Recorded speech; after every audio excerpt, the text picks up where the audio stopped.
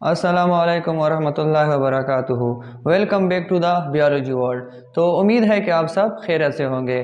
तो आज का जो हमारा लेक्चर है वो बहुत ही इम्पॉर्टेंट लेक्चर है। वो क्या है कि हम आज बैक्टीरियल सेल के बारे में पढ़ेंगे। बैक्टीरियल सेल के बारे में पढ़ेंगे। बैक्टीरियल सेल का जो स्ट्रक्चर है उनमें एक एक चीज़ के बारे में हम डिस्कस करेंगे कि वो क्या चीज़ है और उसका फंक्शन क्या है बैक्टीरिया सेल में। तो बैक्टीरिया सेल की हम पहले इंट्रोडक्शन देख लेते हैं। तो इंट्रोडक्शन में हम क्या कहते हैं कि bacteria are unicellular prokaryotic organism.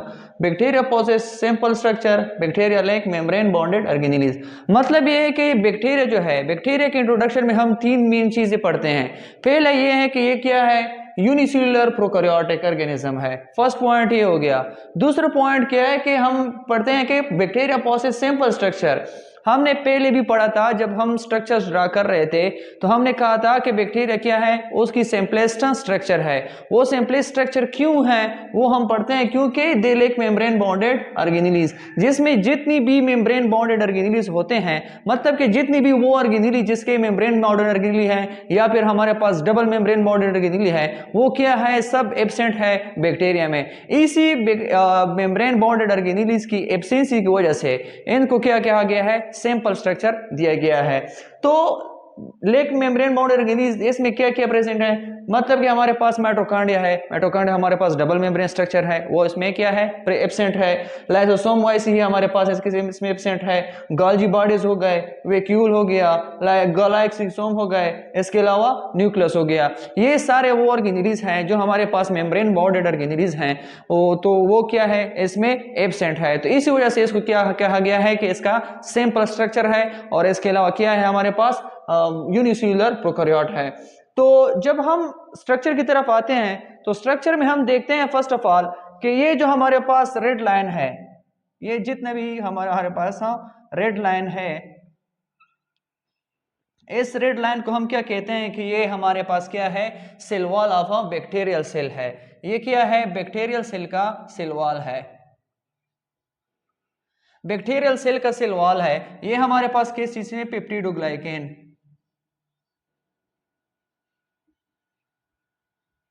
Peptidoglycan से मिलकर बना होता है। तो बैक्टीरियल सेल वॉल में हमारे पास बैक्टीरिया में सेल वॉल का क्या फंक्शन है कि ये बैक्टीरिया को एक स्पेसिफिक शेप देता है। स्पेसिफिक शेप के अलावा ये सेल की जितनी भी इंटीग्रिटी होती है, सेल इंटीग्रिटी भी वो प्रोवाइड करता है ये सेल वॉल।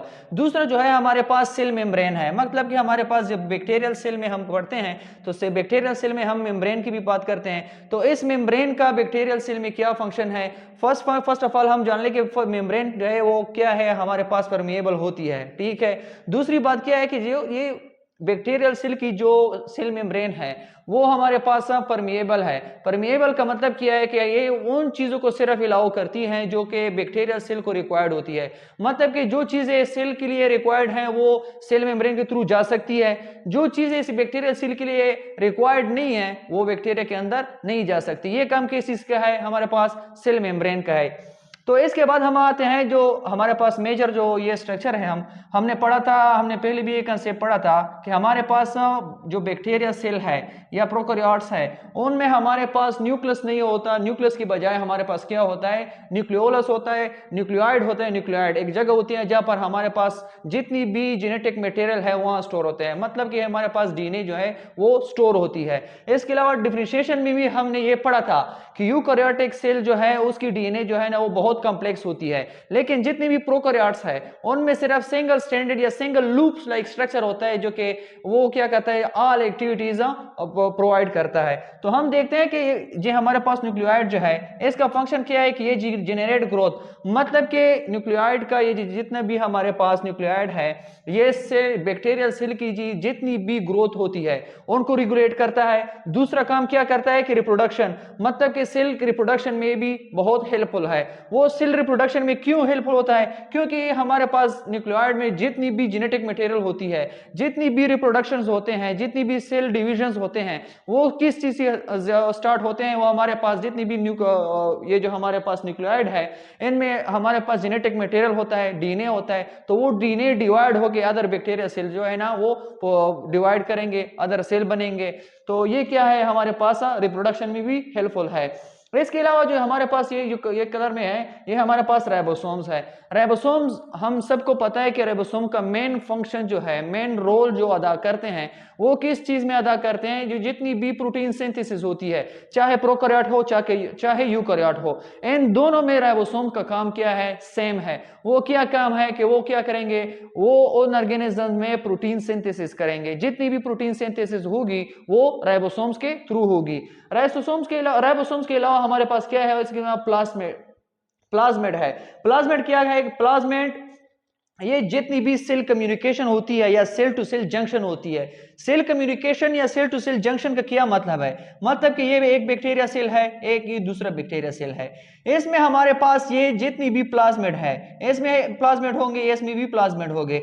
ये सेल टू सेल जितनी भी कम्युनिकेशन होती है, मतलब कि सेल टू सेल, एक सेल और दूसरी सेल आपस में कम्युनिकेट किस थ्रू करते हैं? हमारे पास प्लाज्मिड के थ्रू करेंगे। मतलब कि ये सेल इस सेल के साथ कम्युनिकेट करेगा, इस सेल के साथ दूसरा सेल होगा, उसमें भी प्लाज्मिड होगा तो वो उसके सेल के साथ कम्युनिकेट करेगा, उसके सेल के साथ वो दूसरा भी वो हमारे पास बैक्टीरिया सेल होगा। डिवाइड होंगे तो वो बहुत सारे डिवाइड होंगे तो वो क्या करेंगे? आपस में कम्युनिकेशन करेंगे, आपस में एक जंक्शन बनाएंगे। तो वो जंक्शन क्या कौन सी चीज प्रोवाइड करती है? हमारे पास प्लाज्मिड प्रोवाइड करती है। इसके अलावा हमारे पास ये जो साइटोप्लाज्म है सेल में, बैक्टीरियल सेल का साइटोप्लाज्म क्या काम करता है कि ये जितनी भी स्पेसेस होती है, ये स्पेस प्रोवाइड करता है। ये जितनी भी ऑर्गेनिज, जितनी भी चीजें मौजूद होती है बैक्टीरिया सेल में, ये जेल लाइक स्ट्रक्चर होता है, वो क्या करता है? उनको प्रोवाइड करता है। इसके अलावा ये सेल, बैक्टीरियल सेल की शेप मेंटेनेंस में भी थोड़ी बहुत जो हेल्प देता है। तो इसके अलावा हमारे पास अदर जो किप्सूल है वो क्या है? किप्सूल है।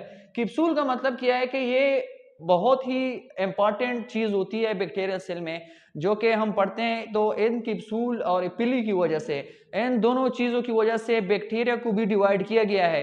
एक किप्सुलेटेड बैक्टीरिया है और एक नॉन किप्सुलेटेड बैक्टीरिया है, ठीक है। तो आइए पढ़ते हैं कि किप्सूल क्या होता है या किप्सुलेटेड बैक्टीरिया में वो कौन सी चीज ऐसी होती है जो कि बैक्टीरिया को एक टाइप देती है, वो तो दो हिस्सों में तकसीम करती है। तो क्या कहते हैं? Bacteria protect bacteria and show resistance to the some antibiotics. Capsule हमारे पास बैक्टीरियल सेल में वो चीज है जो कि सबसे ज्यादा प्रोटेक्शन देती है बैक्टीरिया सेल को। मतलब क्या है कि जितनी भी रेजिस्टेंस होती है, ये हमारे पास जितनी भी इफेक्टर्स हो गए, जितनी भी हमारे पास एंटीबायोटिक्स हम खाते हैं हमारे अंदर, जब बैक्टीरिया सेल अंदर जाता है तो बैक्टीरिया सेल में किप्सूल, जब जितनी भी किप्सूल ज्यादा होंगे उतनी वो बैक्टीरिया ज्यादा वो स्ट्रांग होगी, वो अपने एक्शन ज्यादा करेगी। जिसमें किप्सूल कम होंगे या किप्सूल एब्सेंट होंगे, वो क्या होगी? वो हम एंटीबायोटिक के थ्रू ज्यादा जल्दी से वो खत्म कर सकते हैं। लेकिन अगर किसी बैक्टीरिया में हमारे पास ये जो किप्सूल है ये बहुत ज्यादा होगा या किप्सुलेटेड बैक्टीरिया हमारे पास निकल आई, तो क्यों क्या होगी? वो एंटीबायोटिक के खिलाफ बहुत ही ज्यादा रेजिस्टेंस शो करेगी। तो इसके अलावा जो हमारे पास पीली है, पीली करती है कि connect between the mating pair. पीली की तीन मेन फंक्शन है। पहला क्या है कि ये जो जितनी भी मेटिंग पेयर्स होते हैं बैक्टीरियल सेल के, वो क्या करते हैं? उनको कांटेक्ट में लाते हैं। दूसरा क्या करते हैं? Transfer genetic material from cell to cell. मतलब कि ये जितनी भी cell to cell genetic material transfer होते हैं, जैसा कि हमने पढ़ा कि हम प्लाज्मिड जो है ये सेल टू सेल कम्युनिकेशन में हेल्प देता है, इसी तरह पीली जो है ये भी कम्युनिकेशन में हेल्प देती है। कम्युनिकेशन में क्या है? कम्युनिकेशन में भी हेल्प देती है। इसके अलावा सेल टू सेल जितनी भी ट्रांसफर होती है, मतलब कि हम जब एक जगह से दूसरी जगह कोई चीज ले जाते हैं तो उनके लिए एक चीज की भी रिक्वायर्ड होती है। मतलब कि हमारे पास गाड़ी होनी चाहिए उस चीज को ट्रांसफर करने के, इसके अलावा आदमी भी चाहिए। तो ये काम जो ट्रांसफर का है एक बैक्टीरियल सेल से दूसरी बैक्टीरियल सेल में, जेनेटिक, खासकर जेनेटिक मटेरियल जितनी भी है उनको ट्रांसपोर्ट करने का काम किस चीज का है? हमारे पास पीली का है। पीली के अलावा ये जो हमारे पास लास्ट जो इसका पार्ट रहता है वो है फ्लैजेला।